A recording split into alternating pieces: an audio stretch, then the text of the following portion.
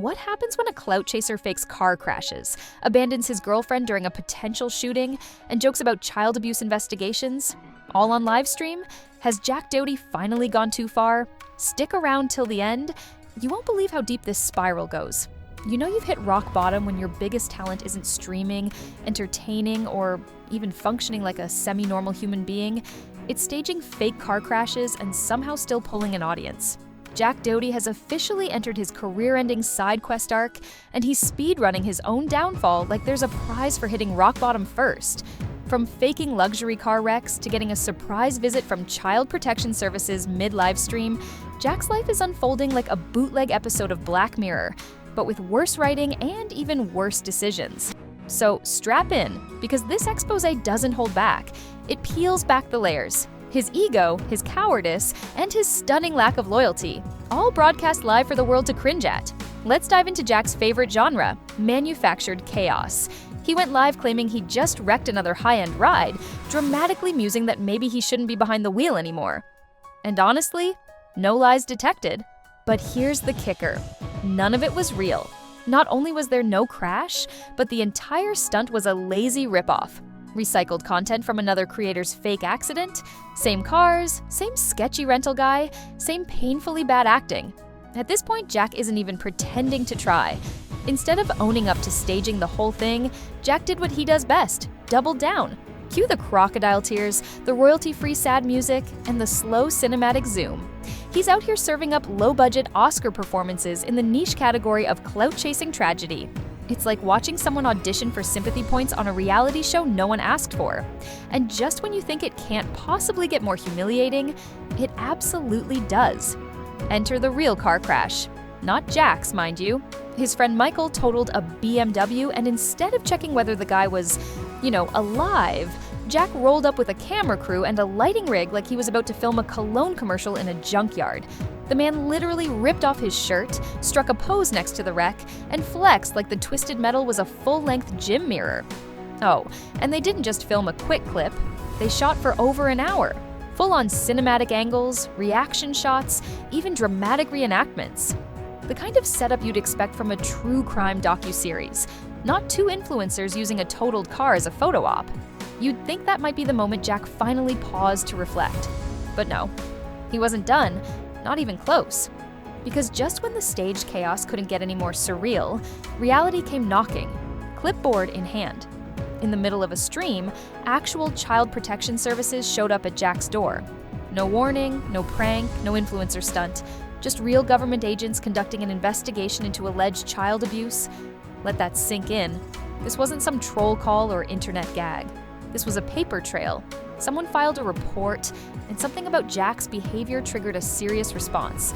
But instead of treating it with the gravity it deserved, Jack spun it into bonus content. He joked with the agent, dropped awkward one-liners, and called the visit a random side quest, like he just stumbled into a glitchy DLC in some broken, cursed video game.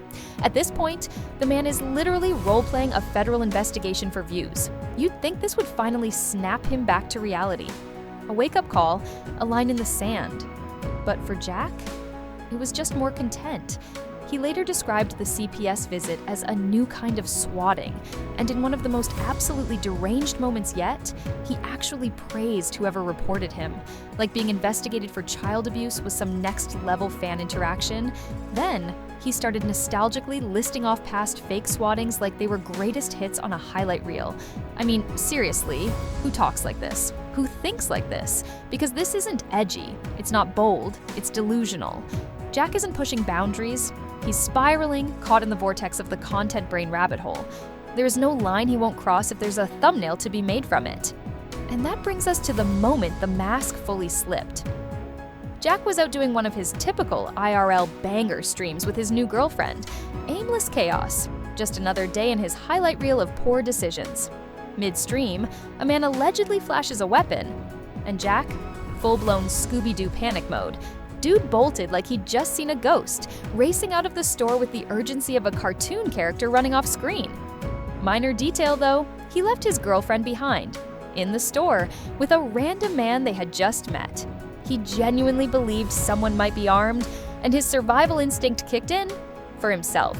No hesitation, No plan, just jumped in the Sprinter van and dipped. Left her to deal with it solo. You couldn't script something this tragic, and if you did, even Netflix would reject it for being too implausible. But wait, it gets worse. The moment the police arrived, Jack's entire demeanor flipped. Suddenly, he's puffing out his chest, storming back into the scene like he's starring in a low-budget action flick, yelling, posturing, putting on a performance like he hadn't just abandoned someone he supposedly cares about 5 minutes earlier. It's just classic Jack at this point. Talk tough after the danger's passed, then strike a pose like he didn't just abandon his girlfriend in aisle 5. No matter how he tries to spin it, this wasn't bravery. It was cosplay with confidence issues. And speaking of his girlfriend, let's break that down. Not only did Jack bail during a potentially dangerous moment, but he left her with a complete stranger. Not a security guard, not a trusted friend. Just some random guy from the stream. Like, hey, dude I met 10 minutes ago. Here's my girlfriend. Make sure she doesn't get shot while I sprint to the van. And the worst part? He didn't even realize she was still inside. He literally turned to his driver and said, "Let's dip." No hesitation, no check-in, just peeled out like he was escaping a bad Yelp review. Not a possible armed threat. That's not just careless, it's dangerous. And it tells you everything you need to know about how Jack values the people around him. Spoiler, he doesn't. But the truth? You could see the fear in his face, hands shaking, voice cracking. He was visibly rattled, and instead of owning it, he threw on the usual armor: sarcasm, forced laughs, and cringe deflection. Jack wants so badly to be seen as fearless. But when the stakes get real, he folds like a lawn chair, live on stream, for the whole internet to watch and never forget. So, all of this leads to one inescapable truth. Jack Dodie has officially become the villain of his own story. Once, he was just another clout-chasing nuisance. Loud, desperate, annoying.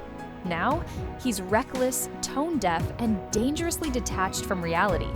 Whether it's abandoning people mid-crisis, cracking jokes during a child abuse investigation, or faking trauma for clicks, Jack isn't just out of touch, he's completely lost the plot.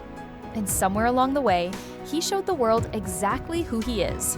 And finally, the internet is done pretending not to notice. The mask is off. The views are down. He self-destructed in 1080p, live-streamed every misstep, narrated his own downfall, and tried to squeeze every drop of monetization out of it. That, right there, is the poetic irony. The guy who built a career on fake drama, rented cars, and ego-fueled stunts ended up exposing the only real thing about himself: his cowardice, his narcissism, and his desperate, unrelenting hunger for attention. He left his girlfriend behind during a potential shooting. Not for safety, not out of fear, but to keep the cameras rolling. So yeah, this might finally be the end of Jack Dodie. And honestly, it's kind of beautiful. Catch you in the next one. Bye!